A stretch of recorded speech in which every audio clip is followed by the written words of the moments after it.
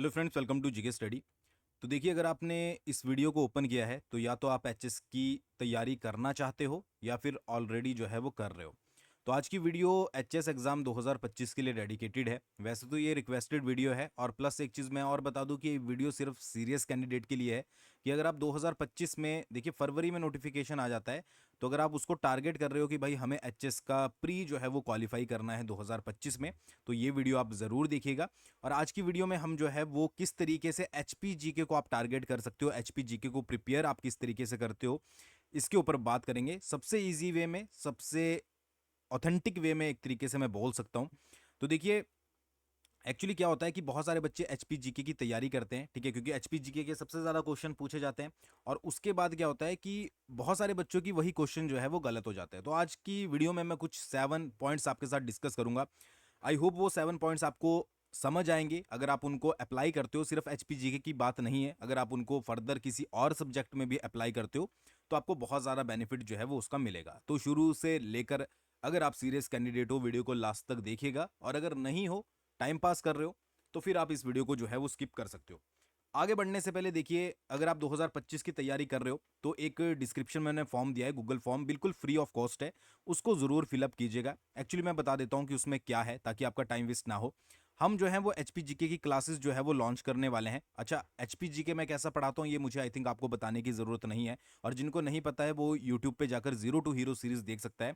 तो उससे भी कहीं ज़्यादा बेटर वे में जो है वो आपको एचपी जीके करवाई जाएगी, एचपी एएस एग्जामिनेशन के लिए, या फिर आप बोल सकते हो एचएस एग्जामिनेशन के लिए, जिसमें हम आर्ट एंड कल्चर, पॉलिटी वाला सेक्शन, ठीक है, इसके अलावा current affair, economic survey, budget वगैरह सब कुछ जो है वो आपका एग्जाम के पॉइंट ऑफ व्यू से जो है वो कवर करेंगे।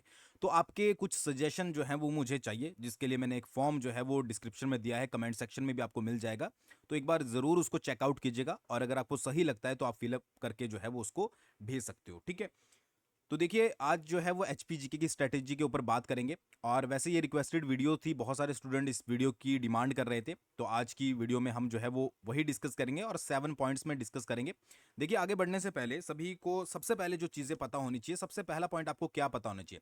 सबसे पहला पॉइंट तो आपको जो है वो सिलेबस पता होना चाहिए। बहुत सारे स्टूडेंट ऐसे होते हैं जिनको सिलेबस के बारे में ही पता नहीं होता, या फिर वो किसी से पूछ लेते हैं, ठीक है, या फिर किसी और से जो है वो कांटेक्ट कर लेते हैं। ऐसा आपको बिल्कुल नहीं करना है, ठीक है। किसी भी वेबसाइट के ऊपर नहीं जाना है, किसी भी चीज़ को चेकआउट नहीं करना है। फर्स्ट चीज़, या तो आप ऑफिशियल वेबसाइट के ऊपर जाओगे, ठीक है, जहां से आपका एचएस का सिलेबस ऑफिशियल आपको मिलेगा। सेकंडली, या फिर उसी सिलेबस को हमने अपनी जीके स्टडी ऐप पर डाला है, आप वहां से जाकर जो है वो चेकआउट कर सकते हैं। दोनों ही तरीके सही है, बट आपको ऐसे नहीं करना है कि गूगल में आपने सर्च कर लिया कि एच एस का सिलेबस, और आपने वहां से जाकर, आपको ऑफिशियल सिलेबस डाउनलोड करना है, उसका प्रिंट आउट निकालना है और उसको पहले अच्छे से पढ़ना है कि भाई क्या क्या चीज़ें, क्या क्या पॉइंट जो है वो उसमें पूछे गए हैं, ठीक है। क्योंकि किसी भी एग्जाम की तैयारी से पहले, चाहे आप किसी छोटे एग्जाम की तैयारी कर रहे हो या फिर किसी बड़े एग्जाम की तैयारी कर रहे हो, आपको सिलेबस पता होना बहुत जरूरी है, ठीक है। तो सबसे पहला काम, अगर आप एग्जाम की तैयारी कर रहे हो, अगर किसी को सिलेबस नहीं पता है, जिनको पता है तो वेल एंड गुड है, बट जिनको नहीं पता है, तो यार सबसे पहले आपको सिलेबस डाउनलोड करना है, उसको अच्छे से रीड कर लेना है। उसके बाद जो सारे स्टेप आते हैं वो फिर फर्दर हो जाते हैं। सेकंड क्या होता है? सेकंड होते हैं आपके सोर्सेज, कि भाई आपको पढ़ाई करनी कहाँ से है। मैं हमेशा आपको बोला है कि अपने सोर्सेज को जो है वो आपको लिमिटेड रखना है और अपनी तैयारी को जो है वो आपको बढ़ाना है। कई बच्चे क्या करते हैं, मान लीजिए एचपी जीके के बारे में बात करें तो एचपी जीके की ही बात कर लेता हूँ। ब्लोखरा भी ले ली है, ठीक है, हिमाचल दर्पण भी ले ली है, और फर्दर अदर बुक्स भी रखी हुई है। और जब एचपी की तैयारी कर रहे हैं तो ब्लोखरा को भी ओपन करके पढ़ रहे हैं, हिमाचल दर्पण को भी पढ़ रहे हैं, ठीक है, और फिर अदर बुक्स को भी वहां पर पढ़ रहे हैं। तो ये सारी चीजें जो है वो वर्क नहीं करती है।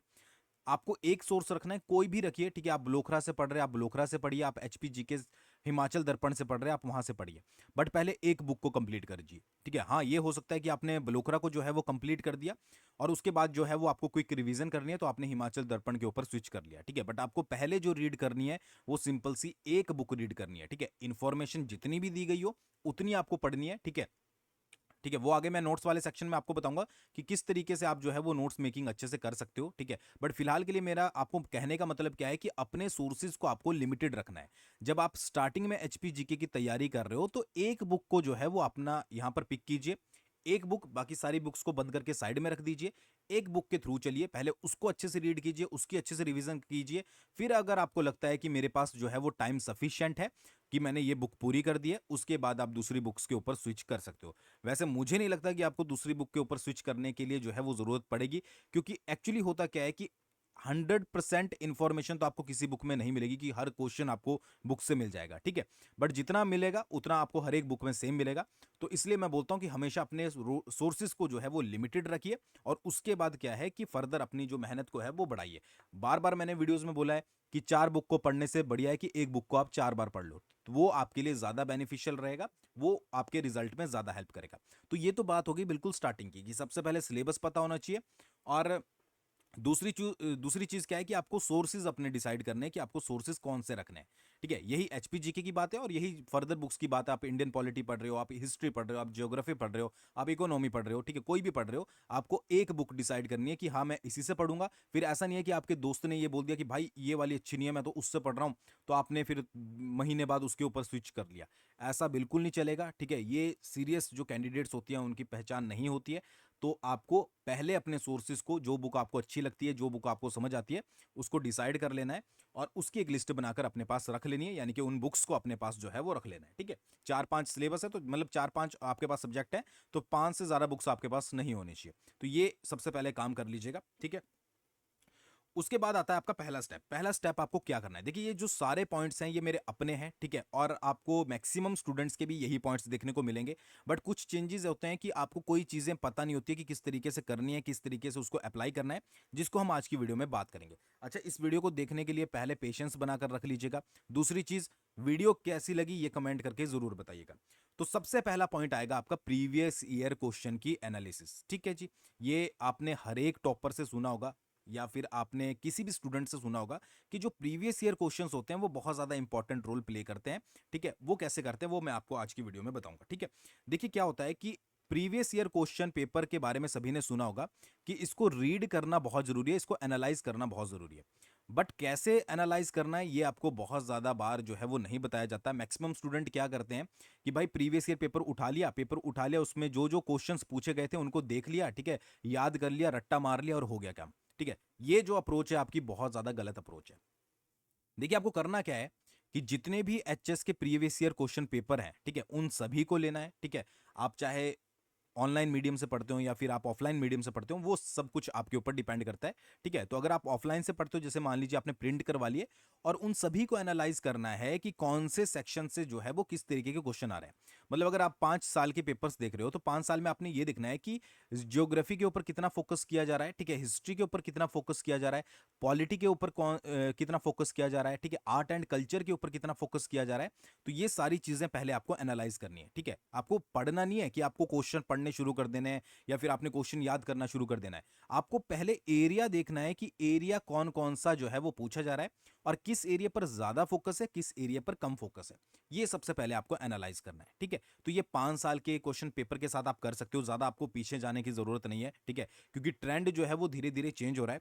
तो 5 साल के सफिशिएंट रहेंगे कि उसमें आप ये देख लो कि ज्योग्राफी से कितने पूछे हुए हैं, हिस्ट्री से कितने पूछे हुए हैं, पॉलिटी से कितने पूछे गए हैं, आर्ट एंड कल्चर से कितने पूछे गए हैं, ठीक है, कितना करंट अफेयर्स के ऊपर फोकस किया जा रहा है इन केस ऑफ एचपीजी के, ठीक है, कितना आपका इकोनॉमिकल सर्वे के ऊपर फोकस किया जा रहा है, जिसके ऊपर अब अगर आप लेटेस्ट पैटर्न देखोगे तो इकोनॉमिक सर्वे वगैरह के ऊपर ज्यादा फोकस किया जा रहा है, कितना फोकस जो है वो बजट के ऊपर किया जा रहा है।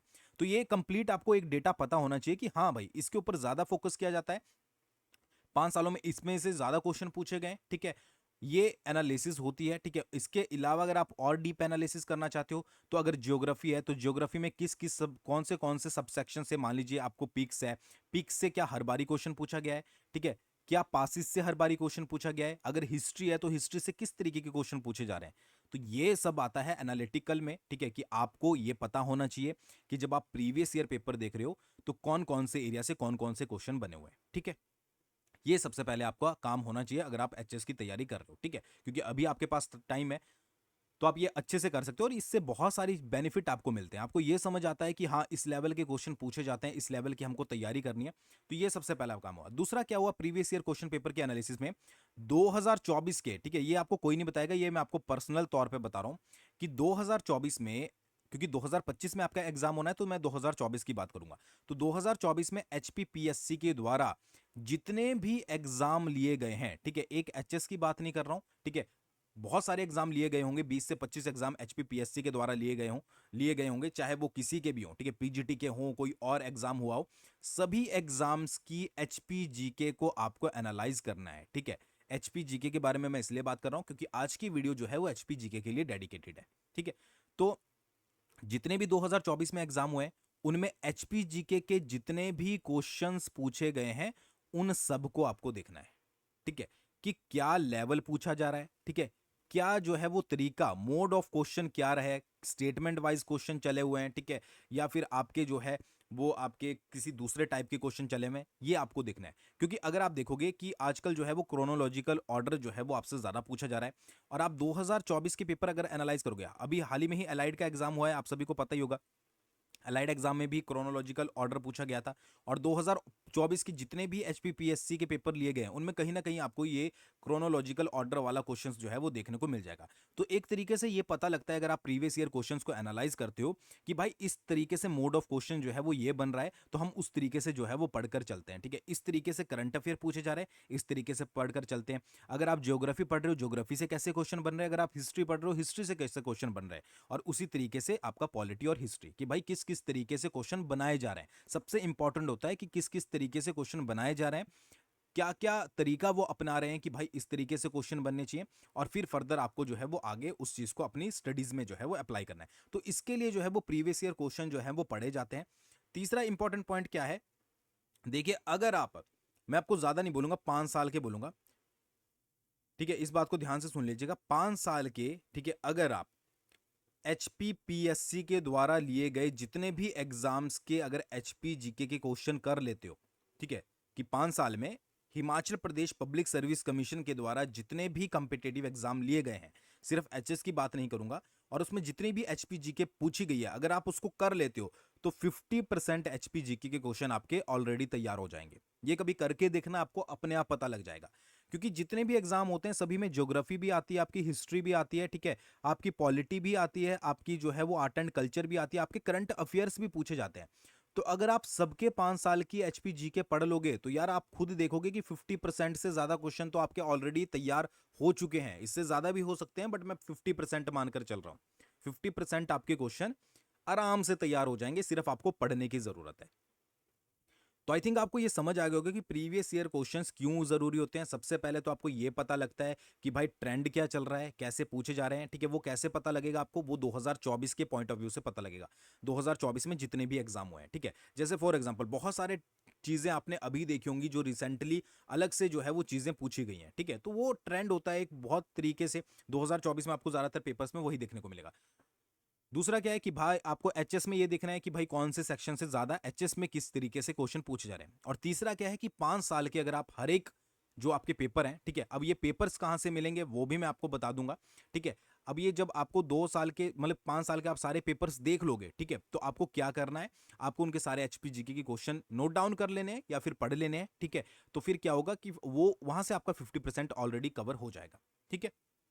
तो ये अगर आप करोगे और बहुत सारे स्टूडेंट करते भी होंगे तो आपको इसका बेनिफिट जो है वो जरूर मिलेगा। तो पहला स्टेप आपका यही रहना चाहिए कि आपको प्रीवियस एनालिसिस करनी है, इंक्लूड ऑल पेपर। मैक्सिमम आपने जगह देखा होगा कि आपको एचएस के ही बोला जाता है, बट मैं एचएस के नहीं बोलूंगा, ठीक है, मैं आपको सारे पेपर्स बोलूंगा ट्रेंड के लिए, ठीक है, उसके साथ साथ एचपीजीके के लिए अगर आप कर लोगे तो बहुत ज्यादा हेल्प आपको जो है वो मिलने वाली है, ठीक है। सेकंड पॉइंट क्या आता है, सेकंड आता है आपका start with your weak portion. अच्छा देखिए, ये जो मैं आपको बताने वाला हूं बहुत सारे स्टूडेंट इससे एग्री हो भी सकते हैं बट नहीं भी हो सकते हैं, बट ये मैं ज्यादातर बोलूंगा जो आपके न्यू स्टूडेंट है, ठीक है, जो न्यू स्टूडेंट आपके एग्जाम की तैयारी कर रहे हैं उनके लिए ज्यादा वर्क करेगा। बट अगर आप ओल्ड स्टूडेंट भी हो तो भी आपके लिए वर्क कर सकता है अगर आप इसके लिए अप्लाई करते हो। देखिए होता क्या है कि मैक्सिमम स्टूडेंट जो स्टार्ट करते हैं वो ज्योग्राफी से शुरू करते हैं पढ़ना। जब भी आप अपनी प्रिपरेशन करते हो किसी भी एग्जाम की, ठीक है, हम यहाँ पर टारगेट कर रहे हैं एचएस एग्जाम को, तो वहां पर ज्योग्राफी से पढ़ना शुरू करेंगे। एक्चुअली होता क्या है कि जो भी आप बुक लेते हो उसमें सबसे पहले ज्योग्राफी ही मेंशन की गई होती है, ठीक है, तो आप ज्योग्राफी से पढ़ना शुरू करते हो। और ज्योग्राफी में आता क्या है, ज्योग्राफी में आपकी पिक्स आती है, ठीक है, चोटियां आती है, पासिस आते हैं आपके, ठीक है जी, उसके बाद आपकी जो है वो लेक्स वगैरह हो गई, ठीक है, और सो ऑन, ठीक है, आपको पता ही होगा क्या क्या आता है। पिक्स में क्या डेटा आप याद रखते हो? पिक्स में आप हाइट याद रखते हो, ठीक है, लोकेशन याद रखते हो। अब ये जो डेटा होता है पासिस में क्या याद रखते हो? हाइट याद रखते हो, लोकेशन याद रखते हो। तो ये जो डेटा होता है ये आपकी ज्यादा एनर्जी कंजम्पशन करता है, ठीक है, मतलब जो ब्रेन की एनर्जी होती है ना वो ज्यादा आपकी डेटा को याद रखने में, कि भाई इतना ये हाइट है, इतनी इसकी लोकेशन है। अब यार चोटियां आप 20 से 25 चोटियां अगर याद कर रहे हो, ठीक है, तो उसकी हाइट भी याद रखनी प्लस लोकेशन भी याद रखनी, कहीं ना कहीं पर आपकी ब्रेन की ज्यादा एनर्जी लग रही है। तो ऐसे में क्या होता है कि आप ज्यादातर एनर्जी जो खर्च कर देते हो वो अपनी ज्योग्राफी में ही लगा देते हो, और फर्दर जब आपका टाइम आता है पॉलिटी पढ़ने का, आर्ट एंड कल्चर पढ़ने का, तो फिर आप ऊपर ऊपर से पढ़कर जो है वो निकल जाते हो, और जबकि वो एरिया बहुत ज्यादा इंपॉर्टेंट रोल प्ले करता है। तो मेरा सजेशन आप सभी को यही रहेगा कि अगर आप न्यू कैंडिडेट हो चाहे आप पुराने कैंडिडेट हो, डिपेंड करता है आप किस तरीके से तैयारी कर रहे हो, सबसे पहले आपको जो फोकस करना है वो आपको पॉलिटी वाले सेक्शन के ऊपर करना है, ठीक है। पॉलिटी वाला सेक्शन यानी कि हिमाचल प्रदेश की, जैसे कि मैं आपको बता देता हूं कि पॉलिटी वाला सेक्शन किस तरीके से, कि हिमाचल प्रदेश में जो जन आंदोलन हुए थे उनकी शुरुआत, ठीक है, जन आंदोलन हुए हिमाचल प्रदेश में, उससे बाद जन आंदोलन से बाद किस तरीके से हिमाचल प्रदेश की फॉर्मेशन होनी शुरू हुई और किस तरीके से हिमाचल प्रदेश जो है वो बना। उसके बाद चल जाइए अपने आर्ट एंड कल्चर के ऊपर, ठीक है जी, आर्ट एंड कल्चर के ऊपर क्या क्या आर्ट एंड कल्चर के अंदर आता है, ठीक है, वो सारी चीजें जब आप ये कर लोगे, ठीक है, उसके बाद अपने हिस्ट्री पढ़ लीजिए। लास्ट में मैं बोलूंगा आपको ज्योग्राफी हमेशा पढ़नी चाहिए, क्योंकि ज्योग्राफी में आपको सिर्फ डेटा याद रखना पड़ता है, ठीक है, और डेटा जब याद रखोगे, ठीक है, तो अगर स्टार्टिंग से ही याद रखना शुरू कर दोगे, ठीक है, तो कहीं ना कहीं पर आपको बार बार जो है वो उस चीज को दोहराना पड़ेगा, और लास्ट में आपके लिए मतलब जब तक आप बंदा लास्ट में पहुंचता है ना, जब बंदे का पूरा दिमाग भर जाता है, तो फिर लास्ट वाले जो टॉपिक्स होते हैं ना उनको वो छोड़ना शुरू कर देता है। बहुत सारे स्टूडेंट ऐसे होते हैं जो जन आंदोलन नहीं पढ़ते हैं, ठीक है, आर्ट एंड कल्चर नहीं पढ़ते, सिर्फ ज्योग्राफी पढ़ ली प्लस आपका हिस्ट्री पढ़ ली, उसी के भरोसे पर चले जाते हैं।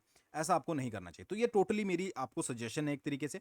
बाकी अगर आपको ऐसा लगता है कि मेरी ज्योग्राफी बहुत अच्छी है, मैं आसानी से याद कर लेता हूँ, फिर आप सो ऑन उस तरीके से चल जाते हो। बट सबसे पहले याद रखिएगा आपको अपने वीक पोर्शन पर फोकस करना है, कि भाई आपको अच्छे से ज्योग्राफी याद नहीं होती है या हिस्ट्री आपको पढ़ने में टफ है, तो उसके ऊपर भी आपको ज्यादा फोकस करना है, क्योंकि अगर आप एग्जाम के पॉइंट ऑफ व्यू से देखोगे तो हर एक सेक्शन से क्वेश्चन पूछे ही जाते हैं, और एग्जाम में एक एक नंबर आपके लिए इंपॉर्टेंट होता है, तो आपको हर एक सेक्शन पढ़ना जो है वो यहाँ पर जरूरी है, ठीक है। तो ये चीज जो है वो याद रखिएगा।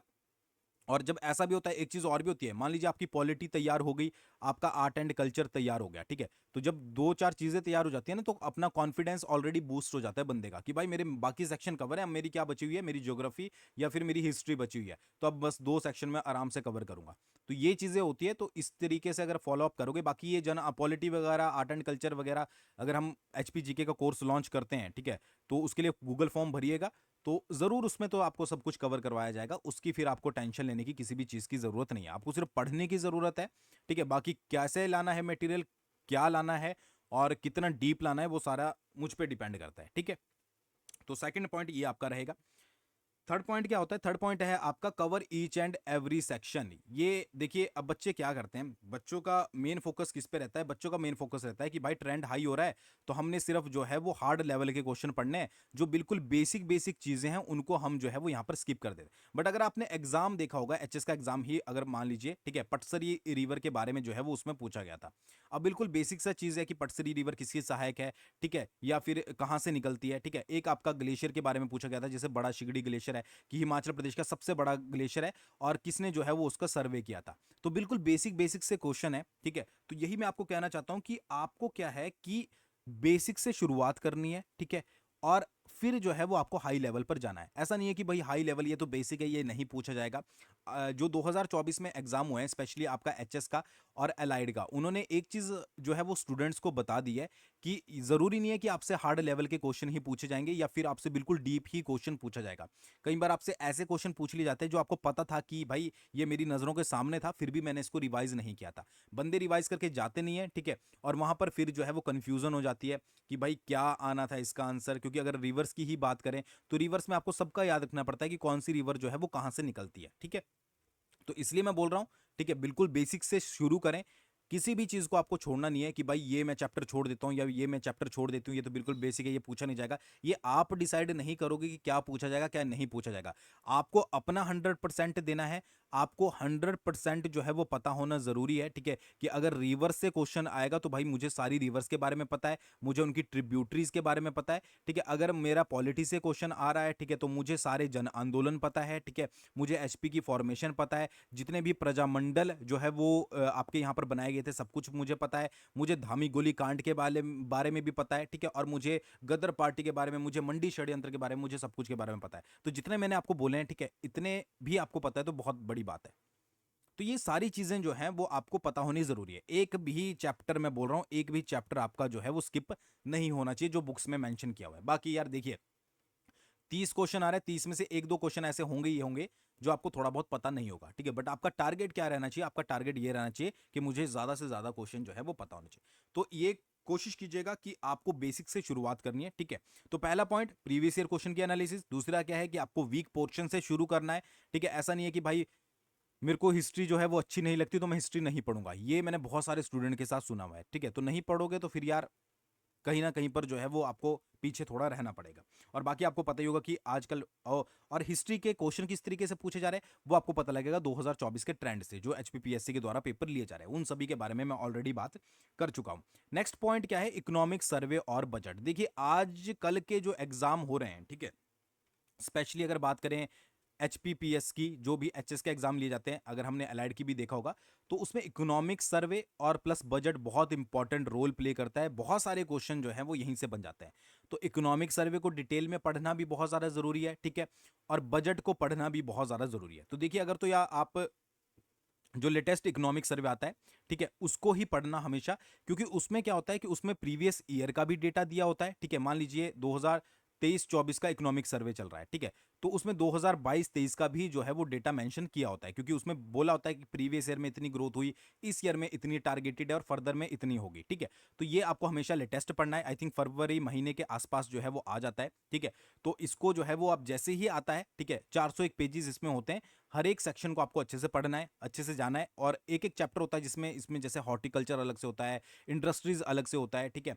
तो ये भी आपको पता लग जाएगा कि कौन से सेक्शन से कितने क्वेश्चन जो है वो पूछे जा रहे हैं, वो आपको प्रीवियस ईयर से एनालिसिस से पता लग जाएगा। बाकी जब हम अगर क्लासेस शुरू करेंगे तो हम इकोनॉमिक सर्वे वगैरह आपको डिटेल में प्रोवाइड करेंगे, फिर आपको पढ़ने की या डाउनलोड करने की जरूरत नहीं पड़ेगी। बट अगर आप घर बैठे तैयारी कर रहे हो तो इकोनॉमिक सर्वे जब भी आएगा, बुक्स वगैरह नहीं लेनी है, मैं आपको दोबारा से बोलूंगा। इकोनॉमिक सर्वे में आपको बुक्स वगैरह, जैसे कि बुक्स में प्रिंट होता है, कहीं पर भी प्रिंट होता है, वो आपको वहां पर नहीं करना है, ठीक है। आपको ऑफिशियल इकोनॉमिक सर्वे डाउनलोड करना है, ठीक है, और उसके बाद उसमें जितना डेटा है, उसमें चार्ट्स वगैरह भी होते हैं, डेटा वगैरह भी दिया होता है, उन सबको रीड करना है। एक्चुअली होता क्या है कि कल को कोई भी क्वेश्चन गलत हो जाए तो आप उस इकोनॉमिक सर्वे के माध्यम से जो है वो फिर फर्दर जो है वो चैलेंज कर सकते हो, ठीक है। तो जो भी डेटा पढ़ना है ऑफिशियल इकोनॉमिक सर्वे से पढ़ना है, आपको ऑनलाइन मिल जाएगा, ठीक है। आप हम भी आपके साथ फ्री में जो है वो शेयर कर देंगे, जो भी लोग घर बैठे तैयारी कर रहे हैं। और इसी तरीके से बजट जो आता है, ठीक है, बजट की पूरी स्पीच जो है वो आपको ऑफिशियल डाउनलोड करनी है, उसको एक एक लाइन को अच्छे से रीड करना है कि क्या बोला गया है, और एक एक लाइन को जो इंपॉर्टेंट आता है उसको नोट डाउन करना है, ठीक है। तो इकोनॉमिक सर्वे कहीं और से नहीं ढूंढना है, इकोनॉमिक सर्वे ऑफिशियली जो है वो डाउनलोड करना है, बट पढ़ना जरूर है, ठीक है। ये जिन्होंने इस बार एचएस का एग्जाम दिया होगा, ठीक है, उनको पता लग गया होगा कि इकोनॉमिक सर्वे प्लस बजट जो है वो कितना इंपॉर्टेंट रोल प्ले करता है। सेकंड चीज क्या आती है कि जो आपके करंट अफेयर बनते हैं ना हिमाचल प्रदेश के, जैसे स्कीम्स वगैरह पूछ ली जाती है, ठीक है, या फिर आपसे कोई टारगेट पूछ लिया जाता है, ठीक है, या फिर इसमें कितनी सब्सिडी दी जा रही है, वो सारे इकोनॉमिक सर्वे में कवर किए जाते हैं, ठीक है। कई बच्चों को नहीं पता होता है कि ये इकोनॉमिक सर्वे से आ रहे हैं, ठीक है। तो इकोनॉमिक सर्वे इसलिए पढ़ना जरूरी होता है। तो भाई ये तो स्टार पॉइंट कर लीजिएगा कि भाई इकोनॉमिक सर्वे अगर आप छोड़ते हो तो आपके एचपीजीके के बहुत सारे क्वेश्चन जो हैं वो ऑलरेडी छूटने वाले हैं, ठीक है। तो ये आपको इंपॉर्टेंट याद रखना है। नेक्स्ट जो आपका सेक्शन आता है या फिर इंपॉर्टेंट पॉइंट आता है वो आता है नोट्स मेकिंग, ठीक है, क्या इंपॉर्टेंट है या फिर नहीं है, ठीक है। देखिए अगर हम बात करते हैं नोट्स मेकिंग की तो दो तरीके के पर्सन आते हैं। एक तो होते हैं आपके जिनको नोट्स बनाना पसंद होता है, ठीक है, नोट्स से ही उनको याद होता है। दूसरे होते हैं जो आपका डायरेक्टली बुक से आपका यहाँ पर रीड करते हैं। तो मैं किसी को यहाँ पर ये नहीं बोलूंगा कि अगर आप बुक से रीड करते हो तो जबरदस्ती नोट्स बनाओ, और अगर आप नोट्स बनाते हो तो भाई नोट्स बनाना छोड़ दो। देखिए बेनिफिट कहीं ना कहीं पर आपको नोट्स बनाने का मिलता है। क्या बेनिफिट मिलता है वो मैं आपको बता देता हूं। मान लीजिए आप एक बुक पढ़ रहे हो, बलोखरा पढ़ रहे हो, और आपने वहां से कोई भी रिवर के बारे में पढ़ा, बट इस रिवर के बारे में आपको जो है वो थोड़ी सी इंफॉर्मेशन एक्स्ट्रा कहीं से लेनी थी। जैसे इस बार जो है वो बड़ा चिगड़ी ग्लेशियर के बारे में पूछा हुआ था, बट उसका किसने सर्वेक्षण करा, ये जो नॉलेज दी गई थी ये विकीपीडिया पे दी गई थी, ठीक है। अगर आप बलोखरा वगैरह उठाकर देखोगे या कोई और बुक उठाकर देखोगे तो बड़ा चिगड़ी के बारे में ये नहीं बताया गया है किसी भी बुक में कि उसका सर्वेक्षण जो है वो पास्कर वगैरह ने कब किया था, ठीक है। तो ये विकीपीडिया में बताया गया है। तो ये इन्फॉर्मेशन जब आपको ऐड करनी होती है अपने नोट्स में, ठीक है, तो या तो आपके पास तरीका है कि आप बुक्स के ऊपर ही लिख दो, तो उतनी जगह तो होती नहीं है बुक्स में, तो इसलिए नोट्स मेकिंग की जाती है कि नोट्स मेकिंग जब भी आप करें इंपॉर्टेंट पॉइंट्स की, तो वहां पर आप जो है वो एक खाली स्पेस छोड़ दें, ठीक है, या फिर कुछ जगह छोड़ दें जहां पर आप एक्स्ट्रा इन्फॉर्मेशन जो है वो ऐड कर पाए। तो जब भी आप नोट्स बनाओगे आपको इंपॉर्टेंट पॉइंट्स के नोट्स बनाने, और भाई नोट्स इस तरीके से बनाएं जो आपको लास्ट में खुद भी समझ आ जाए। कई बच्चों के मैंने नोट्स देखे हैं, वो खुद ही जो है वो बाद में नहीं समझ पाते, और कई बच्चे इतने अच्छे नोट्स बनाते हैं। नोट्स इसलिए ही बनाए जाते हैं ताकि लास्ट टाइम पर जो है वो आपकी रिवीजन में काम आ सके, क्योंकि अब ऐसा तो नहीं है ना कि आप वंडरलैंड पढ़ रहे हो और लास्ट टाइम में रिवीजन करने के लिए वंडरलैंड उठाकर घूमोगे। तो उसको कंसाइज करके जो भी आप नोट्स वगैरह बनाते हो, ठीक है, तो उसमें हमेशा एक पेज जो है वो पीछे ब्लैंक छोड़े, जो भी इन्फॉर्मेशन आपको एक्स्ट्रा मिलती है वो इन्फॉर्मेशन ऐड कर दें, या उससे रिलेटेड कोई भी करंट अफेयर अपडेट हुआ है वो वहां पर ऐड कर सकते हो। तो हमेशा हमेशा याद रखिएगा कि आप रिवर्स का चैप्टर कर रहे हो तो उसके पीछे एक ब्लैंक छोड़ दें, ठीक है, या फिर आपने मान लीजिए सतलुज रिवर करी, ठीक है, तो सतलुज रिवर के पीछे एक पेज ब्लैंक छोड़ दिया कि अगर मुझे इससे एक्स्ट्रा, सतलुज रिवर से एक्स्ट्रा कोई भी इंफॉर्मेशन मिलती है, प्रीवियस ईयर क्वेश्चन कोई ऐसा पूछा गया है जो बुक्स में मेंशन नहीं किया गया है, तो मैं वहां पर मेंशन कर दूंगा या फिर वहां पर मेंशन कर दूंगी। तो इसलिए नोट्स बनाने पर ज्यादा जोर जो है वो दिया जाता है, ठीक है। तो ये चीज याद रखिएगा, हमेशा आपको इंपॉर्टेंट पॉइंट्स ही जो है वो नोट्स में ऐड करने हैं अपने तरीके से। कितना शॉर्ट से आप लिख सकते हो, डायग्राम कितने तरीके से बना सकते हो, ठीक है, और वो सारी चीजें, इसलिए जो है वो नोट्स। और एक और चीज बेनिफिट नोट्स की होती है, ठीक है, कि भाई नोट्स बनाते बनाते आपको चीजें बहुत ज्यादा और याद हो जाती हैं, ठीक है, एज कंपेयर टू आप पढ़ रहे हो, ठीक है, आप उसको हाईलाइट कर रहे हो, तो यहां पर अगर आप लिख रहे हो तो लिखने की भी आपकी प्रैक्टिस होती है, क्योंकि एचएस एग्जाम में आपको बाद में लिखना भी पड़ता है, आपको रिटन एग्जाम्स भी देने पड़ते हैं, तो लिखने की भी प्रैक्टिस होती है, आपको ये भी पता लगता है किस तरीके से लिखना है, ठीक है। और बाकी फिर क्या है कि फर्दर आप जो है वो उस चीज को ज्यादा अच्छा याद रख पाते हो।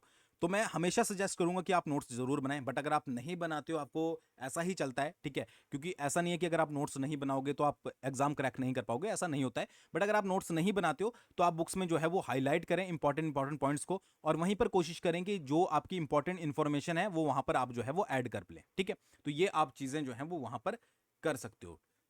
तो नोट्स मेकिंग बहुत इंपॉर्टेंट है, ये मैं हमेशा से बोलूंगा, ठीक है, किसी भी सब्जेक्ट की तैयारी कर रहे हो तो नोट्स मेकिंग जरूर करें, और एक पेज उसके पीछे ब्लैंक जरूर छोड़े। कल कल को आपको इन्फॉर्मेशन मिलती है, कोई भी करंट अफेयर होता है, कोई भी स्कीम होती है, ठीक है, या फिर कोई भी प्रीवियस ईयर क्वेश्चन से आपको एक एक्स्ट्रा इन्फॉर्मेशन मिलती है, तो वो वहां पर आप जो है वो ऐड कर सकते हो। तो ये सारे स्टेप आपको जरूर फॉलो करने हैं। नेक्स्ट क्या है, नेक्स्ट है आपका, आपको रिवीजन में जो है वो टाइम, मतलब टाइम टेबल में जो आपका टाइम टेबल रहेगा उसमें आपको रिवीजन जो है वो मस्ट इंक्लूड करनी है। देखिए, जब भी आप में से बहुत सारे स्टूडेंट ऐसे होंगे जिनको पता होगा कि अगर वो एचपीजीके के क्वेश्चन पेपर में जाकर कर रहे हैं तो बहुत सारे क्वेश्चन इस तरीके से रॉन्ग हो जाते हैं जो आपको पता थे पहले, बट आपने सिर्फ जो है वो रिवाइज नहीं किया था। रिवीजन बहुत इंपॉर्टेंट रोल प्ले करती है, ठीक है। देखिए, कोई भी यहाँ पर ऐसा तो है नहीं जड़ी बूटी खाकर बैठा हुआ है कि भाई आप आज पढ़ोगे तो आपको जो है वो 10 दिन तक याद रहेगा, ऐसा बहुत रेयर केस में होता है, ठीक है। तो आपको रिवाइज करना जरूरी होता है। तो एचपीजीके में मैं आपको एक रूल बता देता हूँ, ठीक है, रिवीजन का, जिसको रूल बोलते हैं 1247 वाला रूल, ठीक है। आपको क्या करना है, फर्स्ट डे जो आपका फर्स्ट होगा, मान लीजिए आपने एचपीजीके का रिवर वाला चैप्टर पढ़ा, ठीक है, या फिर कोई भी टॉपिक पढ़ा, फिर आपको क्या करना है, उसको सेकंड डे पर जो है वो रिवाइज करना है, सेकंड डे पर आपको रिवाइज करना है, फिर आपको उसको फोर्थ डे पर रिवाइज करना है, ठीक है जी, और उस तरीके से फिर उसको आपको सेवंथ डे पर जो है वो रिवाइज करना है। तो ऐसा बोला जाता है कि अगर आप इस टेक्निक को अपनाते हो, ठीक है, तो फिर वो जो आपकी चीजें होती हैं, ठीक है, वो जो आपकी रिवीजन होती है वो बहुत ज्यादा इंपॉर्टेंट हो जाती है, मतलब और ज्यादा पक्की हो जाती है। तो एक तो ये रूल आप फॉलो कर सकते हो। दूसरा होता है, आपको अगर बिल्कुल भी आपको याद करने में ज्यादा दिक्कत आती है तो 15 मिनट वाला रूल भी आप अपना सकते हो। जब भी आप स्टडी करने बैठो उससे 15 मिनट पहले आपको जो भी आपने पढ़ा था एक नजर, एक झलक जो है वो उसकी जरूर देखनी है, ठीक है, मतलब एक बार उसको रिवाइज जरूर करना है जो भी आपने जो है वो पढ़ा था। तो 15 मिनट वाला रूल तो भाई बहुत बच्चे फॉलो करते हैं, क्योंकि करते भी होंगे, क्योंकि मैक्सिमम को क्या होता है कि याद रखने में थोड़ी थोड़ी दिक्कत हो जाती है कि भाई स्पेशली इतनी डेट्स कैसे याद रखें, इतने राजा कैसे याद रखें। तो हमेशा मान लीजिए आपने आज जो है वो, मान लीजिए रिवर पढ़ी, ठीक है, या फिर आपने कोई एचपी हिस्ट्री पढ़ी, ठीक है, हिस्ट्री के बारे में आपने कांगड़ा के बारे में पढ़ा, तो सेकंड डे जब आप नेक्स्ट जो है वो शुरू करने वाले थे अपना, मतलब कि जो भी शेड्यूल था उससे 15 मिनट पहले आपको जो है वो उन सारी चीजों को रिवाइज कर लेना है जो आपने एक दिन पहले पढ़ी थी, ठीक है। स्टार्टिंग में थोड़ा सा टफ लगता है, ठीक है, थोड़ा सा प्रेशर होता है, बट यार रिवीजन बहुत इंपॉर्टेंट है, ये चीज़ समझ के चलिएगा, ठीक है। तो रिवीजन जो है वो आपको करते रहना है, ठीक है। एक दिन एक सब्जेक्ट पढ़ लो, दूसरे दिन दूसरे सब्जेक्ट को रिवाइज कर लो, बट रिवीजन रखोगे तो एक दिन आप देखोगे कि आपको मैक्सिमम चीज़ें जो है वो दोबारा से पढ़ने की जरूरत नहीं पड़ी है, वो आपको एग्जैक्टली जो है वो याद हो गई है, ठीक है। तो रिवीजन को आपका जो भी टाइम टेबल रहता है उसमें आपको जरूर ऐड करना है, ठीक है। Last and most important, mock test and quizzes, ठीक है। देखिए, वैसे तो बच्चे सोचते होंगे कि मॉक टेस्ट ज़्यादा इंपॉर्टेंट नहीं होते हैं, ठीक है, बट और मैक्सिमम का मानना ये भी होगा कि मॉक टेस्ट इंपॉर्टेंट होते हैं, ठीक है। एक्चुअली होता क्या है कि जो बच्चों की सीटिंग होती है वो सबसे पहले चेक इसी से ही होती है कि भाई आप मॉक टेस्ट दे रहे हो। मॉक टेस्ट मैंने बहुत बार देखा है, हम मॉक टेस्ट डालते हैं, मान लीजिए हमने 100 क्वेश्चन के मॉक टेस्ट डाले हैं ना, ठीक है, तो बच्चों ने वो अप्रोक्स 10 मिनट के अंदर ख़त्म कर लिए, कि बस आंख बंद करके टिक टिक टिक टिक टिक टिक लगाए, और उसके बाद जो है वो सीधा रिजल्ट चेक कर रहे हैं कि भाई इनका हमको सॉल्यूशन देखना है कि सॉल्यूशन क्या है। तो यही चीज़ तो आपकी सबसे खराब होती है कि आपको मॉक टेस्ट में आप क्या करते हो, आप सीटिंग वहीं से तो आपकी पता लगती है कि क्या आपके पेशेंस लेवल हैं, ठीक है, क्या आपकी सीटिंग है, ठीक है। तो वो सारी चीज़ें जो है वो चेक होती है, वही वही चीज़ आपकी फिर एग्जाम में फॉलो होती है। आप एग्जाम में बैठ नहीं पाते, एचएस में तो और भी आपको मॉर्निंग में भी एग्जाम देना पड़ता है, फिर इवनिंग में भी एग्जाम देना पड़ता है, ठीक है। तो अगर आपकी सीटिंग नहीं होगी, ठीक है, अच्छे से आपको प्रैक्टिस नहीं होगी, तो वहां पर भी आप जो है वो कंफर्टेबली क्वेश्चन नहीं कर पाओगे, वहां पर भी आपको बीच में कोई ना कोई दिक्कत जो है वो होती रहेगी। तो मॉक टेस्ट जो भी होते हैं, मॉक टेस्ट लगाने बहुत जरूरी है। एक तो आपको एग्जाम के पैटर्न का पता लगता है कि भाई एग्जाम का पैटर्न क्या है, दूसरी चीज क्या है कि क्वेश्चंस किस किस तरीके से घुमा के आ सकते हैं, किस किस तरीके से जो है वो किस किस टाइप के क्वेश्चन जो है वो बन सकते हैं। आपने रिवर पढ़ ली, आपने माउंटेन पीक्स पढ़ ली, ठीक है, और क्वेश्चन आगे आपको घुमा फिरा के जो कि आपको समझ ही नहीं आ रहा है कि इसमें भाई किस तरीके से हैंडल कर रहा है, तो वो सारी चीज़ों के लिए जो है वो मॉक टेस्ट होते हैं, ठीक है। पेशेंस लेवल आपके चेक होते हैं कि भाई आप अगर आपको 50 क्वेश्चन है तो 50 क्वेश्चन आप टाइम जितना दिया गया है उसमें कर भी रहे हैं कि आप फिर नहीं करना है, किया जा रहा है, ठीक है। या फिर आपको 50 क्वेश्चन दिए गए थे, 10 या फिर 15 मिनट का आपके पास टाइम था और आप 15 मिनट में उसको अटेम्प्ट नहीं कर पाए, तो ये भी एक ड्रॉबैक होता है। तो ये सारी चीज़ें जो हैं वो आपको मॉक टेस्ट से पता लगेगी। अब ये नहीं बोलूंगा मैं हमारे मॉक टेस्ट ज्वाइन कर लो, ये कर लो, वो कर लो, भाई ऑनलाइन बहुत सारे ऑप्शन है, ठीक है, ऑनलाइन आप फ्री ऑफ कॉस्ट जो है वो चेकआउट कर सकते हो, बट ऐसा भी देखिएगा कि आंसर भी जो है वो बिल्कुल सही हो, खुद से आप क्वेश्चन बना सकते हो। हमारे मॉक टेस्ट में ये बेनिफिट आपको मिलेगा कि नेगेटिव मार्किंग वगैरह बिल्कुल एग्जाम के पैटर्न के ऊपर होते हैं, ठीक है। तो ये सारे पॉइंट जो हैं वो 7 पॉइंट्स थे जो आप अपनी एग्जाम प्रिपरेशन में जो है वो ऐड कर सकते हो। मैक्सिमम ऑफ मतलब मैक्सिमम स्टूडेंट्स जो है वो ऑलरेडी ऐड करके बैठे होंगे, बट याद रखिएगा ये प्रीवियस ईयर क्वेश्चन वाला, आपका इकोनॉमिक सर्वे वाला, ठीक है, नोट्स मेकिंग वाला और ये मॉक टेस्ट वाला बहुत ज़्यादा ज़रूरी है। और दोबारा से बोलूँगा रिवीजन को इंक्लूड करके रखिएगा, ठीक है। जब भी फ्री हो, जब भी आपको टाइम लगे, रिवीजन करते रहिए, ठीक है। वैसे तो पढ़ने से पहले 15 मिनट पहले रिवीजन करिए, ठीक है, 15 मिनट बहुत होते, सफिशिएंट होते, एक एक सब्जेक्ट को लेकर चलिए, ठीक है। और अपना जो है वो टारगेट बना लीजिए, क्योंकि अभी समय है तो आप अच्छे से जो है वो तैयारी कर सकते हो। दूसरी चीज़ क्या है कि फॉर्म को जो है वो भरना मत भूलिएगा, डिस्क्रिप्शन में फॉर्म है। अगर आप क्लासेस लेना चाहते हो एचपीजीके की, ठीक है, एचपीजीके आपको बिल्कुल डीप में पढ़ाया जाएगा, ठीक है। आर्ट एंड कल्चर से नहीं, सॉरी, पॉलिटी वाले सेक्शन से हम शुरू करेंगे एचपीजीके को, जैसा कि मैंने बोला है, ठीक है। हम जो बोलते हैं उस पर फॉलो भी करते हैं, तो पॉलिटी वाले सेक्शन से हम शुरू करेंगे, ठीक है। उसके बाद आर्ट एंड कल्चर वाला, ज्योग्राफी, हिस्ट्री वगैरह हम लास्ट में पढ़ेंगे। और उसके साथ साथ करंट अफेयर प्लस आपका इकोनॉमिक सर्वे जो लेटेस्ट आएगा, प्लस आपका बजट जो लेटेस्ट आएगा, वो सारी चीज़ें आपको करवाई जाएंगी, ठीक है। उसके साथ साथ, ठीक है, आपको मॉक टेस्ट भी प्रोवाइड करवाए जाएंगे, मतलब मॉक टेस्ट में क्विज़ टाइप मैं बोलूंगा कि आपको 10-10 क्वेश्चन की क्विज भी जो है वो वहां पर करवाई जाएगी। पीडीएफ भी आपको जो है वो मिलेगी, ठीक है, जो जो इंपॉर्टेंट चैप्टर होंगे। तो भाई आप कमेंट में, मतलब कमेंट सेक्शन में या फिर डिस्क्रिप्शन में आप जाकर चेकआउट कर सकते हैं, गूगल फॉर्म फ्री है।